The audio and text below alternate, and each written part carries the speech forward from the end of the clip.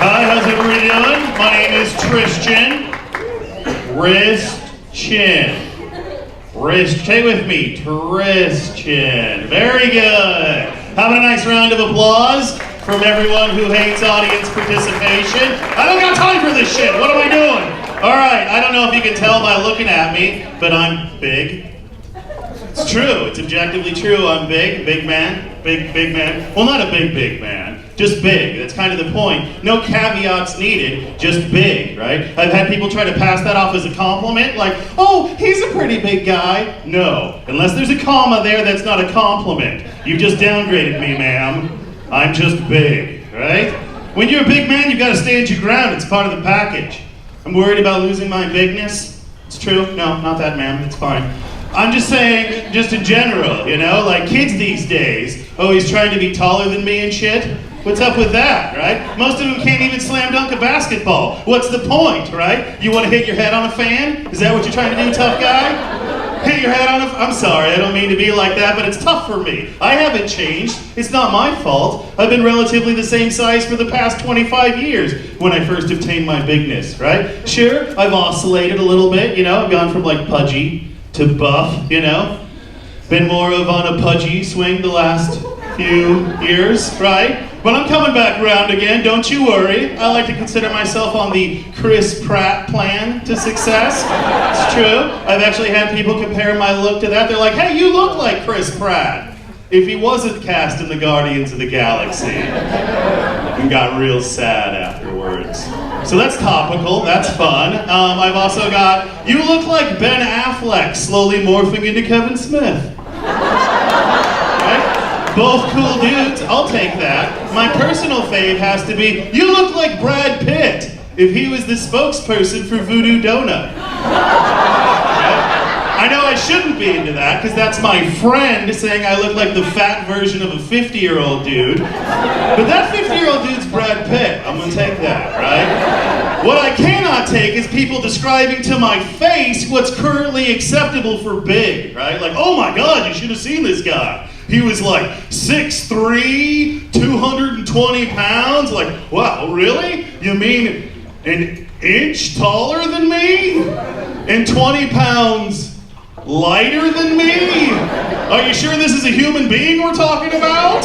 I think you, sir, almost got into a fight with a Yeti, right? You can't describe how scary a big is. That's my people, right? That's super unwoke of you. Come on now.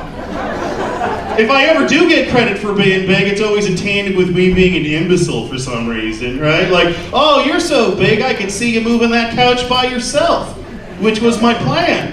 Just to stand back and watch you do it, right? Oh, thanks, friend.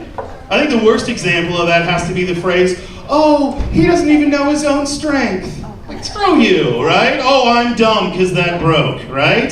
That doesn't make any sense. I know how strong I am. I just underestimate how flimsy the rest of the world is put together. Right? I'm an optimist. An optimist prime. Screw you, that's a perfectly good pun, right? Plus, isn't it more impressive that I wasn't aware that I was about ready to perform a feat of strength? Right? I was unaware I was going to be amazing. You should be impressed with that. Like if I said ahead of time, there'd be no question, right? If I was like, that man hath vexed me. So in vengeance I shall go out into the parking lot, find his car, and rip the door handle off. Just shazam! You'd be like, that's a guy not to fuck with, right? And you'd be right to think that. Exact same scenario, however, I do it, except I do it accidentally to your car. Well, suddenly now I'm a fucking idiot, right? Like, oh, I'm dumb because you rock a rusty Pinto. Hello? I didn't think it was locked. Why would it be, right? True story, don't fuck with me, right? And it's not just me, it's always been that way. Like the story of Hercules tricks Atlas into carrying the earth on his back is told to us as an example of his Puck-like tricksterism.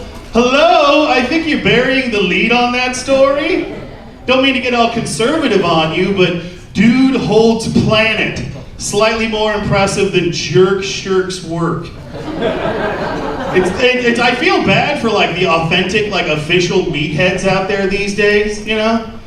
Like, this is a different world that we're living in now, and they don't have the coping skills to adapt. Like I was watching a YouTube video the other day, It had Adam Savage of Mythbusters fame. He's making a cosplay costume of Chewbacca. Woo again, right?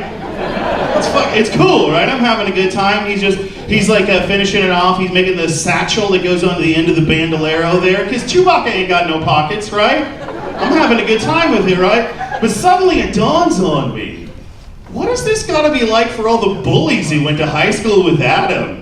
These poor, like, displaced warriors, how ineffective do they gotta feel at that point? Just like rage crying to themselves, furiously punching their computer screen, like, he's internationally famous for sewing a purse for his Star Wars costume! World doesn't make sense anymore! I'm gonna vote somebody to make America great again. So that's how that happened, just in case you were wondering. So Donald Trump, I don't have any time for that though, but thank you. You guys are a wonderful audience.